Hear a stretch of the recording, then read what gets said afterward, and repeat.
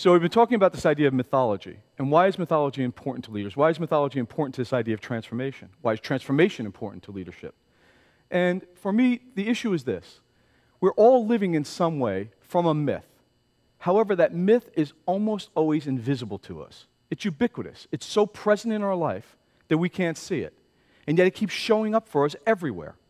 And in fact, that myth drives our performance. It drives what it is that we do on a day-by-day basis. The most essential quality of leadership, the most essential thing that you need to be doing in an ongoing way as leaders, is you need to be making decisions. Now, let me stop for a moment there and say, for me, decisions are not what happens in your head. That's not a decision. That's an idea. A decision occurs when something happens out here in the world, when you've done something with that idea that's in your head to make something happen. And here's one of the great tricks of leadership that everyone knows, and yet so few people follow. It's about getting others to implement on the ideas that have been created either by you or with others that you're responsible for seeing executed in some magnificent way. Now, my real message to you is this. We all have a sense that we want to be magnificent. We all have a sense that, in fact, in some way, we're likely to be magnificent. And that we have a magnificent idea that we're waiting to express. And for those of us who are in business, part of that idea is the expression of the business itself. How does the business bring to life, make manifest this magnificent idea that we've been harboring maybe for a lifetime? And yet, despite that essential desire, that yearning, that longing that we have to be magnificent, to see the magnificence that we possess and have harbored for years come into being in the world around us in a manifest, extant way, we wonder quietly and secretly, are we even good enough? So the work that I bring, the work that I do, is first establishing this premise.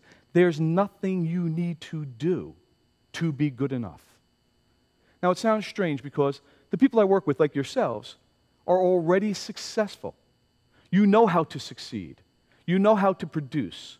You know how to win, how to accomplish, how to achieve. And yet, every single time I sit down with someone, regardless of the eliteness of their leadership, the position they hold, the exalted role that they play, they secretly wonder again, what's missing? They understand this concept of success. We've been trained and we've been in some way indoctrinated with this rule of success, which is about achievement. And yet this idea that we want is really about satisfaction. And satisfaction doesn't exist in the moment. That's the funny thing about it. You see, satisfaction exists in our future. It's the idea that we're building to a legacy. Something that is meaningful not just to ourselves, but to those that we've contributed to when we're no longer here. And this is really part of what it is to be magnificent as a leader, is to be able to step into that position where you know how to build a legacy that will sustain even when you're no longer there. That you're committed to making manifest something you may never see come to be. But your job is to prepare the field, to till that soil, to lay those kernels that will eventually germinate, and to give over to others to nurture those into their full being. Now, to do this, you have to first ask the question, who am I? Who am I to do such a thing? This is an ontological question. And we're not used to these kinds of questions, questions about being and who we are. In fact, we've separated the world, and you'll see all around these ideas about, having and being and doing, or being and doing and having or doing, and it's irrelevant. This is a singularity. There is no doing without being.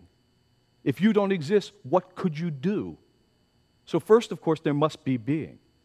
But our being is made manifest in what we do. And by virtue of what we do, we get what we have. It's a singularity. It's a single, total expression that's contained in itself that we fractionate and fragment in our minds. There's no fractionation in the world. The universe consistently emerges, and it emerges in a totality.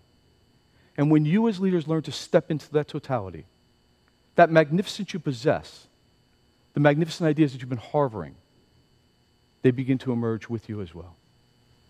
And now something incredible, beyond what you're sitting here, you're even capable of imagining, because you can't contain it. It's not just within you.